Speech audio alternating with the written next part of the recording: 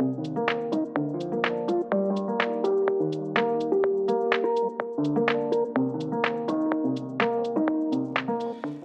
guys, welcome back to the channel. Thank you for clicking on this video. In today's video, I thought it would be fun to react to a video by Felicia from German Girl in America called 13 Things About the USA That I Can't Live Without Anymore. So I hope you guys enjoy this. If you did, please go ahead and hit the like button, and if you haven't subscribed already, please do so. Only about 15% of my views come from subscribers, so I know a bunch of y'all are enjoying my content and you're watching my videos, but you're not subscribing. So go ahead and subscribe, it'll really help the channel out. It's been 5 years of me living in the US, so what do I really think of this country after all this time? If you haven't subscribed to Hello, German Girl in and America, welcome back to my YouTube channel. My name makes is a Felicia. lot of good I'm content, originally so from Munich, Germany. if you're interested in a 5 German years ago today is view when of America, I arrived in check the her US channel for out. my first long-term stay here. I had been to the US for a 2-week-long high school exchange and for vacation before, but I had never actually lived here. Until August 13th, 2016, when I got on a plane from Munich to Paris and then from Paris to Cincinnati to start my exchange semester at the University of Cincinnati.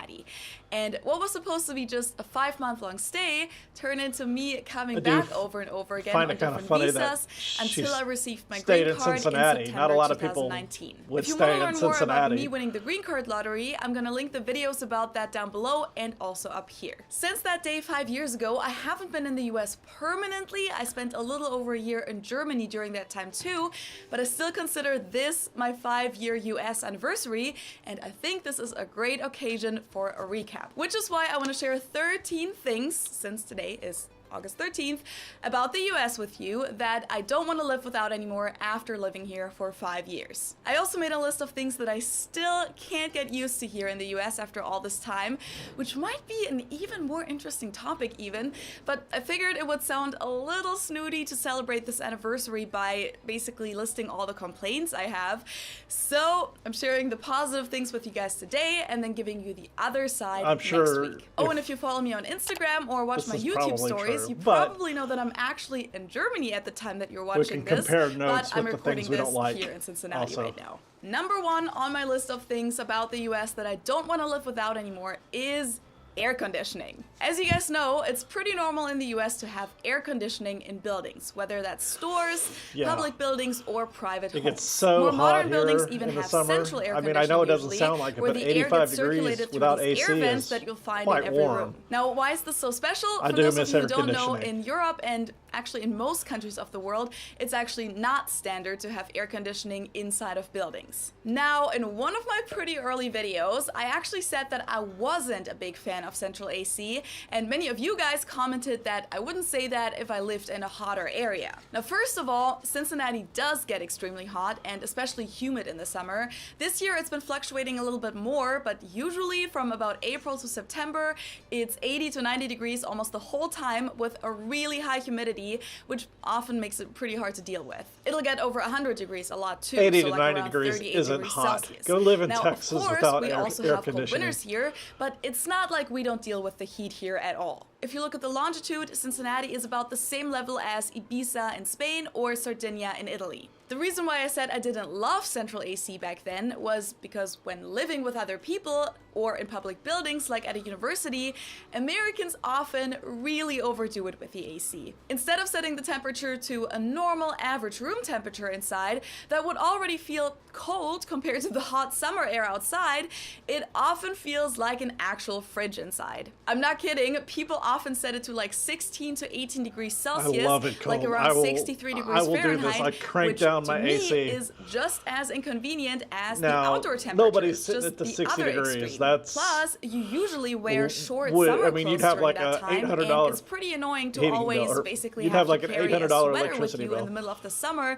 because you'll need it when you go inside. So that was one reason why I said that back 60 then. degrees is And a then bit the of an other reason was exaggeration, that I I think. find it kind of annoying that in a bigger I usually house, set when it you to live 70 with to your family or 72. roommates, it's all regulated centrally. So you can't turn it up or down or even off just in your room or just in the living room. If the rest of the people want the AC on, you have to live with it. At most places you can usually close your vent in your room, but that doesn't usually make that big of a difference. I'd personally like it better if you could regulate the temperature individually in Put on a every sweater. room. I remember that 5 years ago when I came here on my exchange semester in August, I was sitting in my room doing homework or something, and I was wearing my warm winter clothes that I had brought for later on in the semester, and I was also wearing a scarf because I found it so cold inside. And I also got sick for like a few weeks straight right after I came here because the AC was so cold. But besides that, I think it's awesome that AC exists here because it helps a lot with the humidity. This brings me to a question. Why can Germans not tolerate cold weather? Like, you live in cold weather. Why are you so fragile when it comes to cold weather? You get so cold. You're used to it. It's cold like 6 months out of the year. I don't understand. And it's also just really, really nice to be in a restaurant or even in a club with a dance floor and not have to sweat your ass off. In Germany, when it's hot everywhere usually. On the subway, in restaurants, at school, in the office. But here, you don't usually have to worry about your legs sticking to a chair when sitting down in the summer, so that's pretty awesome. Plus, ceiling fans are great too, so when I'm home in Germany in the summer, when it's actually hot there for once, I actually do miss both my AC and my ceiling fans. Number 2 is customer service. I know that many Germans don't share this opinion, especially the ones who only know this from vacation to the US or from the media, but once you've gotten used to it, American customer service is pretty amazing. Whether it's at a store or a restaurant, overall, people working in customer service just treat you really, really nicely. I hate it in restaurants. They'll be friendly, make small talk with you, and usually try to accommodate every request you might have, even if you're basically asking to create a whole new meal that isn't on the menu. In Germany, you'd probably just get an answer along the lines of, "That's not possible," not even a sorry in a lot of cases. Of course, this isn't always the case, but overall, this is a difference that really sticks out. And even though many Germans say that they prefer the direct and sometimes even unfriendly German customer service, I really haven't met anyone who says that after living here for a while. It definitely takes a little bit to get used to the American way because as a German, it might seem disingenuous at first, maybe even fake and over the top, but it's kind of like a cultural language that you'll have to learn how to speak and understand first, and I personally don't want to live without it anymore. I've had so many people working in customer service just make my day much better just by being friendly or exchanging some nice small talk. It can even make running errands a much more pleasant experience. I just recently told a story about when I had to get my Ohio driver's license renewed on the podcast. That was a perfect example of this too, so I'll just link that episode down below. Of course, I know that, especially in the food service industry, a lot of the good customer service goes back to the staff being paid only a few dollars an hour and mainly relying on tips. But you'll experience the good customer service in other fields as well, where people are paid much better.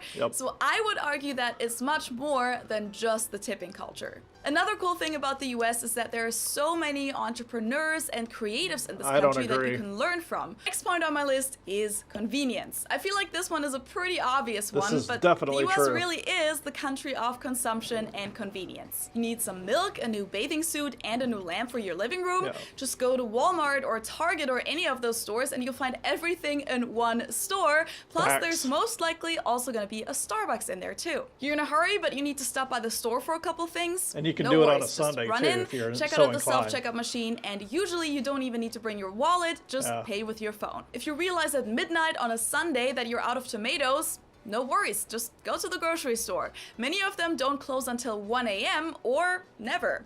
And stores aren't closed on Sundays like they are in Germany. What a dream. Or you can just have the tomatoes delivered, or order takeout from a restaurant with services like Uber Eats or DoorDash or Grubhub, etc. And of course, a big part of this whole convenience thing is also the fact that here in the Midwest, you can just drive to places and you'll usually find parking pretty easily.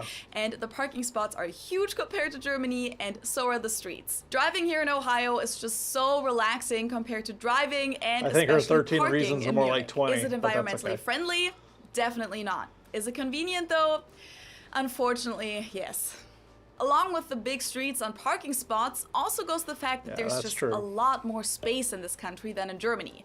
Everything is huge here, and I especially enjoy that when it comes to living spaces. Houses, bedrooms, closets, fridges, all of that is just so Germany much is like bigger the size in the of US, Wyoming, I and think. especially here in Ohio, living space is still relatively inexpensive compared to Munich, which is the most expensive city to live in Germany. Here, when people say that they have a tiny bedroom, it's still big for German standards usually. And in Ohio, you can buy a regular house with, let's say, 2 or 3 bedrooms for like $100,000 to $200,000, while even just an apartment with 3 bedrooms in Munich is usually over $1 million. The fifth thing that I really wouldn't want to miss about the US is how easy it is to connect with people here. Americans in general are just so open to meeting new people and making new friends. You can combine friend groups pretty easily if you're having a party or a barbecue, and especially as someone who's new to a country, it's a lot easier to find friends than it would be in Germany, where friend groups tend to be a little more closed off and long-term. Plus, I feel like Americans are great at genuinely being interested in another person's story and finding common ground, even if you're really different people on the surface. Number 6 is pretty simple, but it has become an absolute essential part of my life. Kettle corn. It's a mix of sweet and salty popcorn, and it's the absolute best snack in the world. The best store brand for kettle corn is Boom Chicka Pop, by the way. They're not sponsoring me. Popcorn here is really good. They should, so if anyone working for Boom Chicka Pop is watching, shoot me an email. But jokes aside, in Germany it's actually standard to eat sweet popcorn at the movie theater. So if you don't specify otherwise, ordering popcorn means ordering sweet popcorn. Not even mixed, just sweet. In the US, popcorn is salty by default and often has a butter sauce on top, so it's more of a salty and buttery snack, and they'll also put things like cheese powder on it, which has grown on me, to be honest. Kettle corn is good. But the creme de la creme is still kettle corn. Number 7 is carpet in houses.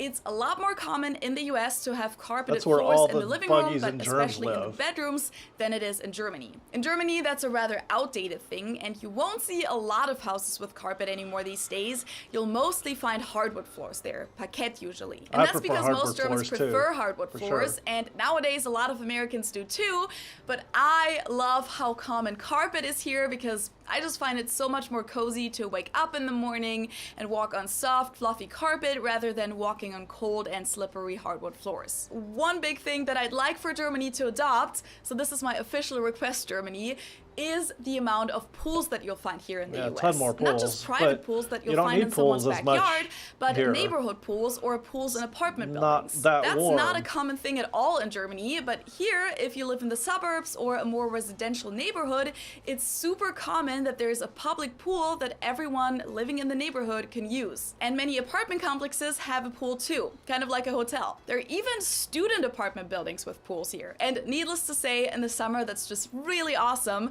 You either have a pool in your own neighborhood or you'll go to the one in your friend's neighborhood or building, and they often have public grills too. The next thing that I love here in the US in my daily life is the bar culture. I feel like overall it's a much bigger bar/pub culture here than in Germany, especially compared to Munich, where we don't have a lot of bars where you just go in and get a drink at the bar and then stand around or sit on a bar stool. Most places have table service, and if you want to go party, you'll usually go to a club where you'll have to pay a cover fee and where the party doesn't really start until 1 a.m. or later. Here in the US, I just love how many, let's call them non-binding bars there are, where nobody cares whether you order something or not, and you can just get a beer for $3. Or at least here in Cincinnati you can, and you can hang out, and many bars even have a dance floor too. Not really no cover fee, anymore, and since in Ohio and many other American states, the sale of alcohol has to end by 2 a.m., most bars close at 2 or 2:30 a.m. Sounds early, and you might wonder, why would I like that? Well, I like it because it means that people start partying much earlier, and I get to go to sleep at pretty much my normal sleep time because I'm a night owl,